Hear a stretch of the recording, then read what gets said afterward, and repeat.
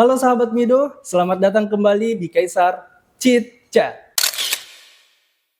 Hari ini kita kedatangan pembicara spesial, yaitu Bapak Puntomo Agung Pribadi selaku analis keimigrasian ahli media di kantor imigrasi kelas 1 khusus TPI Makassar. Selamat pagi Bapak. Pagi, pagi. Oke, baik. Pembahasan kali ini kita akan membahas seputar paspor, di mana paspor adalah dokumen resmi negara yang menjadi dokumen kita ketika berada di luar negeri. Dari isu yang sedang hangat-hangatnya, apakah secara hukum Indonesia memperbolehkan anak di bawah 17 tahun memiliki dua paspor? Boleh dijawab Bapak. Untuk saat ini, sesuai dengan Undang-Undang Nomor 12 Tahun 2006 ya. Jadi setiap warga negara Indonesia yang orang tuanya salah satunya WNA itu bisa memiliki dua paspor atau ganda terbatas ya. Jadi anak yang belum berumur 17 tahun sampai dengan nanti 21 tahun untuk memilih itu bisa memiliki dua paspor. Jadi itu sah saja menurut hukum Indonesia. Oke, wah Iya. keren ya Pak, bisa punya dua paspor, Iya. tapi secara legal. Iya. Nah, tapi kalau mau pulang kampung ke Indonesia, baiknya pakai paspor mana nih Pak? Bisa pakai paspor asing saja untuk masuk ke Indonesia lagi? Ya, kalau aturan kita bisa, Oke. bisa selama dia sudah mengurus fasilitas afidavit ya namanya ya. Salah satu fasilitas keimigrasian untuk anak yang berkewarganegaraan ganda. Jadi fasilitas itulah yang nanti digunakan ketika yang bersangkutan atau anak tersebut masuk ke wilayah Indonesia dengan menggunakan paspor asingnya. Oke. Jadi sah-sah saja dia mau pakai paspor Indonesia bisa, paspor asing bisa dengan memiliki fasilitas afidavit. Oke, baik Iya. Pak.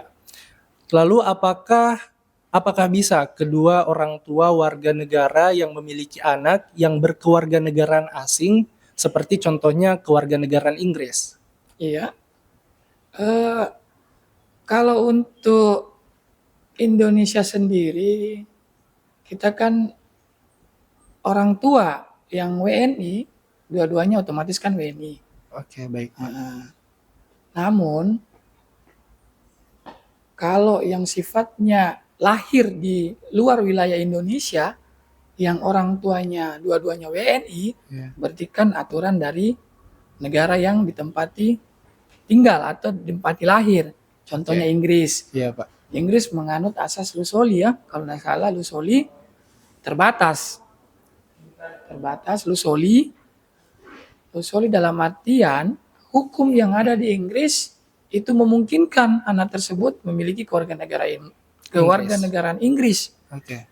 Dengan catatan, setahu saya yang saya lihat dan saya baca itu sudah orang tuanya pemegang permanen residen, kemudian masa tinggalnya lebih daripada 10 tahun. Oh. Iya. Iya. Jadi setahu saya bisa ya Oke. kalau menurut hukum negara Inggris. Oke. Karena dia menganut asas ganda terbatas. Oke. Iya. Ini luar biasa ya Pak. Iya. Karena sebenarnya kontroversi ini lahir karena keluhan terkait kekuatan paspor Indonesia nih Pak. Iya. Sebenarnya apa sih yang mempengaruhi kekuatan paspor suatu negara? Boleh dijelaskan Pak? Jadi kalau untuk pengaruh sendiri kan ada 4 faktor ya. Iya. 1 itu fitur pengamanan paspornya, 2 itu keadaan keamanan negaranya, diplomasi antar negaranya, dan Oke. terakhir perilaku WNI-nya. Oke. Iya, jadi ada 4 yang mempengaruhi. Oke. Ada Sehingga 4 poin. ada 4 faktor. 4 faktor, Iya. ya. Jadi faktor sebenarnya ada 1 faktor nih Pak yang lumayan Iya. menarik di poin keempat, perilaku warga negara Indonesia di luar negeri. Nah, seperti apa nih Pak yang dimaksud dari perilaku warga negara Indonesia di luar negeri ini? Kalau bicara perilaku, berarti kan ada 2 poin yang bisa kita tarik di situ. Oke. Yang mana poin pertama itu rekam jejak dari warga negaranya sendiri, kemudian yang kedua risiko keamanannya.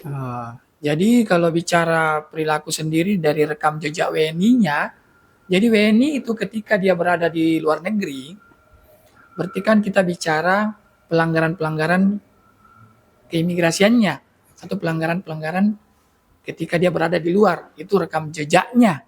Berarti tidak berbicara perilaku, berarti tidak minim lah pelanggaran-pelanggarannya. Kemudian kalau resiko keamanannya, berarti kan bicara tingkat banyaknya atau berapa besarnya orang warga negara kita yang dipulangkan atau dideportasi dari negaranya orang atau negara yang kita atau negara lain yang kita tempat atau kita masukin seperti itu. Oh, Iya. baik Pak, paham. Ah. Tapi kalau dari pemerintah kita sendiri nih Pak, apakah apa sih yang sudah dilakukan pemerintah dalam memperkuat paspor kita? Kalau bicara memperkuat paspor, bicara pemerintah memperkuat paspor berarti Iya. lebih kepada hubungan diplomasi ya. Oke, Iya. hubungan diplomasi. Hubungan diplomasi itu lebih kepada resiprokal, timbal balik antar negara. Jadi antar negara yang satu dengan negara yang lain ada hubungan timbal balik. Contohnya Iya, hubungan iya. timbal balik itu bebas visa. Oke, Ya, bebas visa. Bebas visa yang sebelumnya adalah 76 negara, sekarang itu 88 negara. Oke. Jadi kita patut bersyukur dan berbahagia kita bisa bepergian di 88 negara tanpa visa.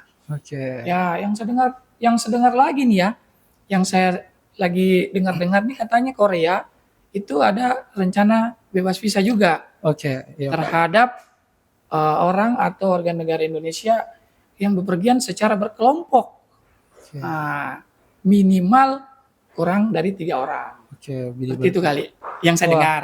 Tapi iya, kan resminya itu nanti kan kita tunggu siaran pers dari kedutaan dari pemerintah Republik Korea. Oke. Seperti itu. Ini menjadi good news banget ya buat Iya. sahabat-sahabat Mido juga Pak, karena sekarang paspor kita bisa dipakai di 88 negara yang sebelumnya hanya 76 negara. Bahkan akan bertambah lagi Pak, karena ada isu yang dibahas tadi oleh Bapak tentang Iya. Korea ini. Iya. Oke. Baik sahabat Mido, di segmen kali ini kita akan menjawab beberapa pertanyaan sahabat Mido dari media sosial kita. Boleh bantu dijawab ya Pak? Boleh. Silakan. Oke. Pertanyaan pertama dari TikTok nih Pak. Dari Bang Ilho MCHK. Apa tujuan dan maksudnya kalau kita bepergian ke luar negeri, kenapa pertanyaannya kayak risih ditanya-tanya? Padahal tiket, paspor, dan dokumen semuanya lengkap. Apakah perlu memang ditanya ke semua PEX? Dan apakah ada undang-undang jika ditanya-tanya banget? Mohon penjelasannya dibalas dengan VT. Nah, kebetulan VT ini merupakan podcast chit-chat kita. Nanti dijawab berupa video. Boleh dijawab, Pak? Oke, jadi ini supaya masyarakat juga tahu ya, atau pemirsa podcast juga tahu, jangan sampai nanti ketika ditanya oleh petugas wawancara, itu risih terhadap tujuan dan kepergiannya. Oke. Karena memang itu diatur dalam Undang-Undang 6 2011 tentang pemberian paspor. Jadi petugas wawancara mempunyai hak untuk menanyakan tujuan dan maksud keberangkatan yang bersangkutan untuk memiliki paspor. Nah, jadi hak dari seorang petugas wawancara. Disitulah diuji apakah benar yang bersangkutan itu membuat paspor berdasarkan dengan tujuannya. Oke. Karena kenapa? Di kondisi sekarang ini tingkat kejahatan itu relatif tinggi, khususnya terkait perdagangan orang, perdagangan manusia, penyalahgunaan visa, penyalahgunaan izin tinggal. Jadi petugas wawancara itu berhak untuk menanyakan detail keberangkatan yang bersangkutan atas kepemilikan paspornya. Oke. Jadi ini pelajaran untuk sahabat Mido. Kalau ditanya-tanya tidak perlu khawatir karena ini untuk keamanan Keamanan yang yang bersangkutan. Oke, baik Pak. Untuk pertanyaan kedua dari Instagram nih Pak, boleh dijawab lagi ya Pak? Ini dari akun nae_10. Mimin mau tanya, untuk percepatan paspor apakah bisa langsung datang atau daftar dulu di M-Paspor? Dan persyaratannya apakah harus yang pemohon prioritas kayak lansia atau disabilitas dan lain-lain? Dan kondisi darurat medis kalau yang terbangnya besok atau 1 minggu lagi, sedangkan yang reguler itu tidak tersedia karena full. Gimana? Apakah bisa? Ya, Boleh Pak. kalau untuk kita di kantor imigrasi kelas 1 khusus TPI Makassar ini, itu bisa banget Oke. untuk Bisa. datang langsung walk-in untuk mengambil layanan percepatan ya, percepatan paspor. Yang mana layanan percepatan itu memang dikhususkan kepada orang-orang yang memang membutuhkan paspornya dalam waktu tidak terlalu lama, Iya. dalam hari itu juga setelah Iya, Pak. foto. Kenapa? Ya beberapa orang kan membutuhkan paspor itu memang dengan kondisi yang memang harus ada. Contoh kebutuhan perusahaan, kebutuhan pekerjaan, dinas, sakit, berobat ke luar negeri, atau hal-hal yang lain sifatnya urgent. Kontrak yang memang harus segera dilaksanakan, atau keberangkatan umroh yang sifatnya mendadak. Ya contohnya dapat undian, hadiah, Iya. yang baru kemarin diberitahukan paspor udah diminta, berarti kan dia Oke. mengambil layanan percepatan. Kalau untuk lansia, anak-anak, dan ibu hamil, ya memang kita membuka layanan khusus. Itu bisa walk-in. Jadi layanan percepatan dan layanan walk-in lansia, ibu hamil, dan anak-anak itu memang berbeda. Sifatnya kalau untuk walk-in anak-anak, lansia, dan ibu hamil itu bisa langsung foto walk-in, namun tidak hari itu juga selesainya. Berbeda dengan layanan percepatan. Jadi itu Oke. barangkali ya yang untuk kita di kantor imigrasi kelas 1 khusus TPI Makassar, seperti itu layanan yang sekarang kita lakukan, khususnya Oke, baik. layanan percepatan. Oke, baik Pak. Sangat jelas ya sahabat Mido jawaban dari Bapak Kuntomo Agung. Sahabat Mido, sampai di sini dulu episode kali ini. Sampai jumpa di episode Kaisar Chit Chat selanjutnya. Oke, terima kasih Pak.